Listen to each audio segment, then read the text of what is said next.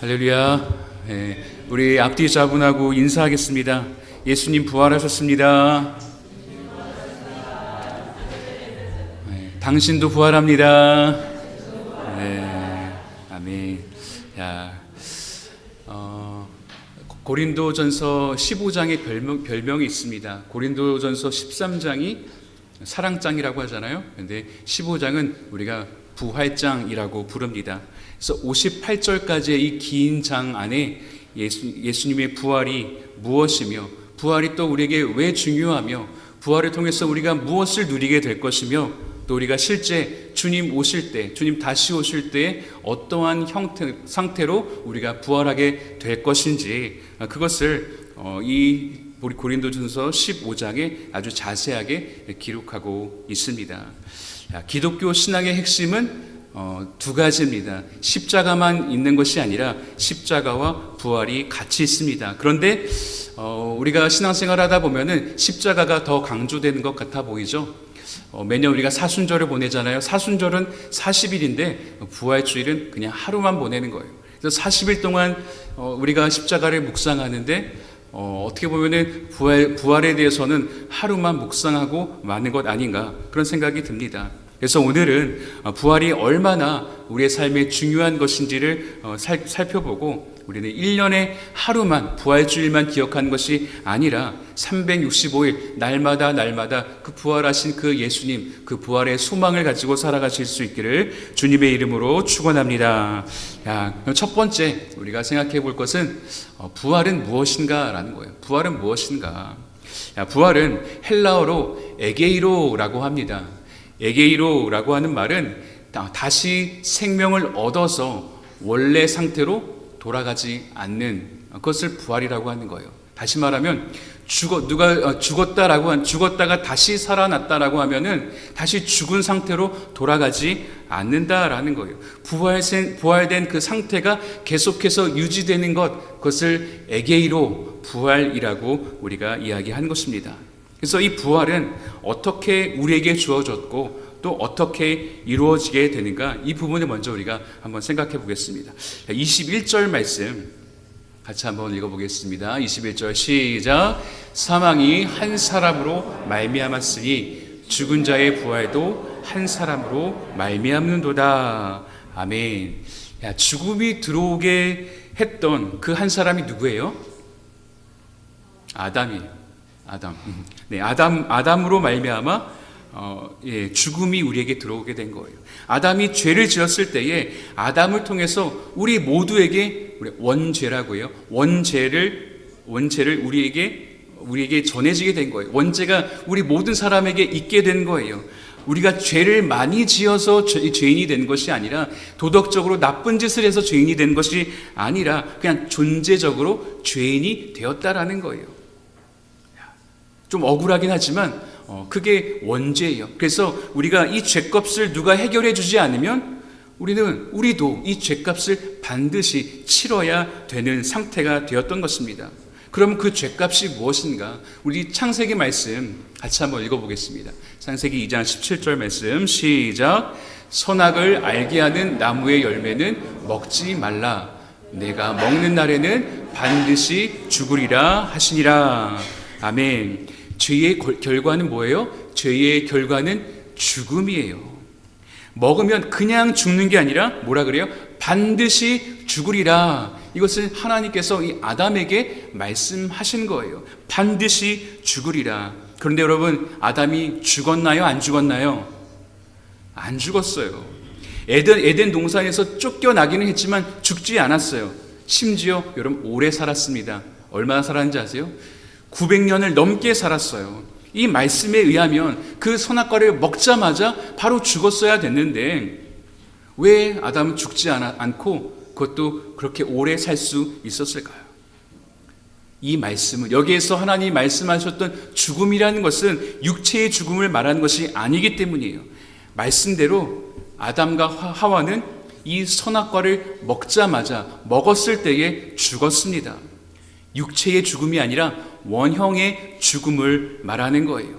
그래서 여기서 말하는 생명은 우리가 지난주에도 말씀을 나눴지만 목숨이 아니라는 거예요. 목숨이 아니에요. 우리가 처음에 하나님께서 우리를 지으셨을 때에, 피조물로 만들어졌을 때에 어떤 목적으로 지어졌냐면 하나님과 영원히 함께 누리기로 되어 있었던 생명, 하나님과 영원히 함께 교제하며 하나님 안에서 만족하면서 살도록 만들어졌던 그 생명이 이 선악과를 먹을 때에 죽었던 것입니다. 그러니까 이 생명을 다시 살아나게 한 것이 뭐예요? 바로 오늘 이 예수님의 부활입니다. 그래서 우리 신앙의 핵심은 두 가지예요. 바로 십자가와 부활입니다. 십자가만으로는 부족합니다. 십자가는 반쪽짜리 구원이에요. 성경에서 구원에 대해서 어떻게 말씀하냐 하면 우리 로마서 말씀도 같이 한번 읽어보겠습니다. 시작. 내가 만일 내 입으로 예수를 주로 시인하며 또 하나님께서 그를 죽은 자 가운데서 살리신 것을 내 마음에 믿으면 구원을 받으리라. 아멘. 너의 입으로 예수를 주님으로 주로 시인하면 이것은 바로 예수 그리스도의 십자가를 말하는 것입니다. 두 번째, 하나님께서 그를 죽은 자 가운데서 다시 살리신 것, 이것은 바로 부활을 이야기하는 것이죠. 십자가와 이 부활, 이것을 너의 마음에 믿으면 너희가 구원을 받으리라 말씀하는 것입니다. 그러니까 예수님의 부활까지 믿어야만 나의 구원이 완성된다라고 하는 말입니다. 그래서 어떤 분들은 예수님의 십자가는 믿어지는데 이 부활은 도대체 믿어지지가 않는다라고 고백하시는 분들이 계세요. 여러분, 그러면 그런 분들은 아직 구원이 완성된 것이 아닙니다. 사랑하는 성도 여러분은 십자가와 이 부활이 다 믿어지는 은혜가 있기를 주님의 이름으로 축복합니다. 우리들이 어떤 개념을 이해할 때 세 가지 단계가 있습니다. 이게 그냥 믿어지는 게 아니에요. 먼저 어떤 주제에 대해서 이야기할 때 설명이 필요해요. 어떤 설명을 쭉 합니다. 그런데 두 번째 단계는 그 내용이 우리의 이성 안에서, 이성 수준에서 이해가 돼야지 그게 납득이 되는 거예요. 그런데 두 번째, 우리의 이성이 넘어갈 때, 이성으로 이해가 되지 않을 때, 그때는 뭐가 필요하냐면 증명이 필요한 것입니다. 증명된 것을 봐야 이해가 되고 또 납득이 되는 거예요. 우리가 그렇잖아요. 어떤 신기한 일을 경험했어요. 그래서 친구한테 이야기해요. 이런 일이 있었는데 정말 놀랍지 않냐? 근데 듣는 사람 뭐라고? 어떻게 그럴 수가 있냐? 믿어지지 않는다. 이렇게 이야기할 수 있다는 것이죠. 그때 사진이나 어떤 영상을 보여주면은 그때 그렇구나. 이런 일이 세상에 일어나는구나. 이렇게 이해가 된다라는 것이죠.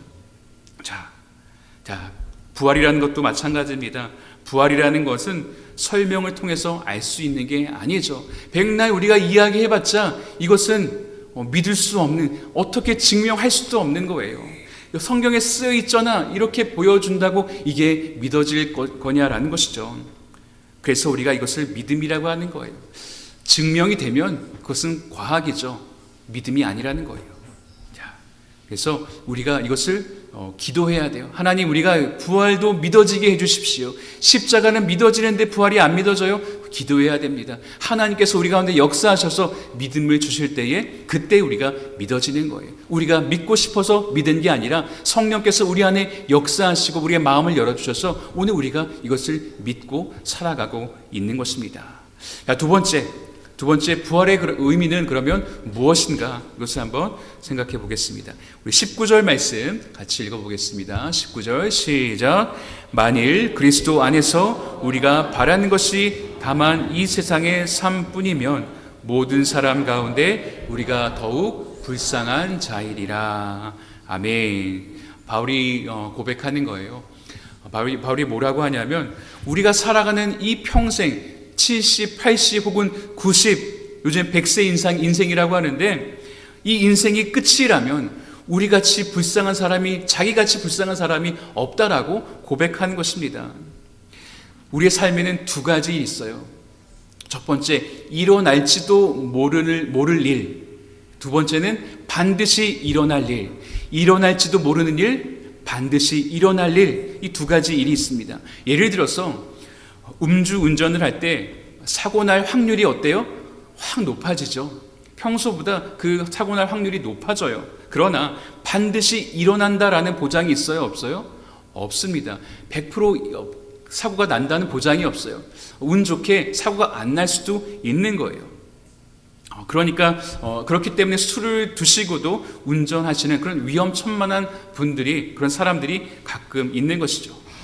술을 마시면 100% 사고 난다라고 하는 그 개념이 우리 안에 있으면 운전할까요, 안 할까요?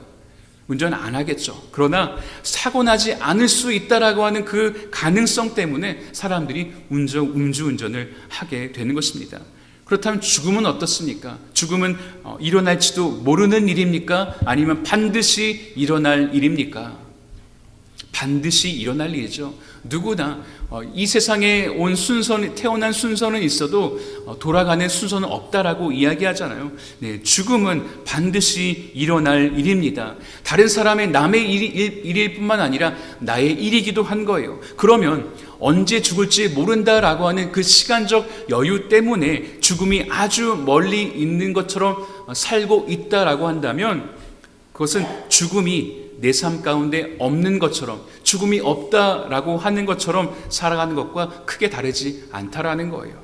그런데 오늘 사도 바울은 이것에 대해서 뭐라고 이야기하냐면, 이것은 아주 확실한 일이다, 죽음이라는 것은 확실히 일어날 일이다 라고 말씀하면서, 우리가 죽는 것이 확실한 것처럼 예수님의 부활을 믿는 자가 부활해서 다시 사는 것도 100% 확실한 일이라고 이야기하는 것입니다.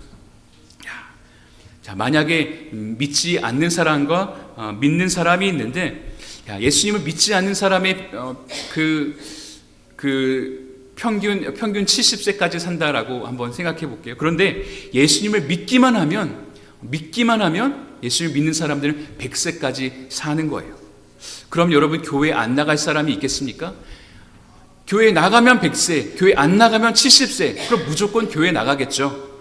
만약에 믿지 않는 사람들이 많이 아파요. 그런데 교회만 나가면 아픈 것이 싹 사라진다고 해요. 예수님을 믿기만 하면 건강해져서 병원에 갈 필요도 없다라고 해요. 그럼 여러분, 사람들이 교회에 오겠어요, 안 오겠어요? 다 오겠죠. 안 나올 사람이 없는 거예요. 그런데 중요한 것은 믿는 사람이나 믿지 않는 사람이나 똑같이 아파요. 물론 믿는 사람 하나님께서 은혜 주셔서 또 그 기적적으로 치유되고 그렇게 고침받는 경우도 있지만, 믿는 사람과 믿지 않는 사람이 똑같이 아픕니다. 수명도 별로 차이가 없어요. 믿는 사람은 좋은 일만 가득하고, 믿지 않는 사람들은 나쁜 일이 일어날 확률이 더 높은 것이 아니라, 믿는 사람이나 믿지 않는 사람이나 좋은 일도 많이 있지만 나쁜 일도, 원치 않는 그런 일들도 우리가 같이 겪으면서 산다라는 거예요. 그러면 왜 이렇게 놔두셨나라는 질문이 생기는 거예요. 왜 이렇게 하셨냐? 그것은 우리가 살아가는 이 인생이 끝이 아니기 때문입니다. 우리가 여전히 아플 때도 있고 안 좋은 일이 우리 안에 일어날 수 있지만, 그러게 너무너무 싫지만 그래도 괜찮은 거예요. 그래도 우리가 살아갈 수 있는 것은 이 삶이 끝이 아니기 때문에, 우리가 이 삶을 점이라고 이야기할 정도로 이 삶은 잠깐 지나가는 것이고, 우리가 죽어서 가는 하늘나라는 영원한 것이기 때문에, 죽어서 우리가 하늘나라에서 누릴 삶이 더 귀하기 때문에, 그 영원한 삶은 또 그 어떤 것과도 비교할 수 없는 것이기 때문입니다. 그래서 우리가 이 땅에서 어려움을 당해도, 슬픈 일을 당해도 낙심하지 않고 부활을 소망하며 살게 되는 것입니다. 그러니까 여러분, 우리가 가져야 할 소망이 무엇인가? 이 부활절에 우리에게 진정으로 위로가 되고 또 소망이 되는 것은 무엇인가? 우리의 자녀가 다 잘 될 것이고, 우리의 사업이 또 대박이 나고, 직장 문제가 해결이 되고, 어떤 우리의 삶의 모든 문제가 해결되고 형통할 것이다 라고 하는 것이 우리에게 위로가 되는 것이 아니라, 좋은 일도 있고 또 우리의 삶에 뜻하지 않은 일도 같이 일어나는 우리의 삶 속에서 주님이 부활하셨기 때문에, 가장 확실한 내 죽음의 문제가 예수님의 십자가와 부활로 다 해결이 되었기 때문에, 그것이 우리에게 지금도 살아갈 이유가 되고 위로가 되고 또 소망이 되는 것입니다. 뿐만 아니라 부활하신 주님이 우리를 그냥 고아와 같이 내버려 두지 않으시고 우리와 함께 우리 안에 거하시면서 동행해 주시고 부활의 생명을 누리며 살게 하신다는 것, 이것이 오늘 우리에게 소망이 되는 것입니다. 그러니까 이 부활이라는 것은 죽고 난 이후에만 누리는 것이 아니라 지금부터 누리는 것입니다. 우리 요한복음 말씀 11장 말씀 같이 한번 읽어보겠습니다. 시작. 예수께서 이르시되 나는 부활이요 생명이니 나를 믿는 자는 죽어도 살겠고 무릇 살아서 나를 믿는 자는 영원히 죽지 아니하리니 이것을 내가 믿느냐. 아멘. 살아서 나를 믿는 사람들, 저와 여러분 있잖아요. 살아서, 지금 우리가 살아있지만 예수님을 믿는 자는 영원히 죽지 아니하리니, 영원히 죽지 아니하리니. 네. 자, 살아서 나를 믿는 자, 이것은 현재예요. 영원히 죽지 아니할 것이다, 이것은 미래예요.